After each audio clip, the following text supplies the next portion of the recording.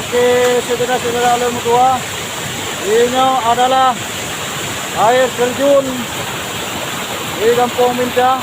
Ya, apa melewati jalur Perunghat Kampung Serare ya. Nah, lokasi ini sangat luar biasa.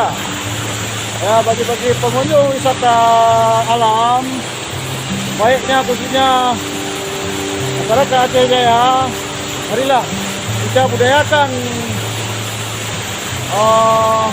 wisata kita yang penuh dengan keindahan. Tujuannya untuk memajukan daerah. Oke.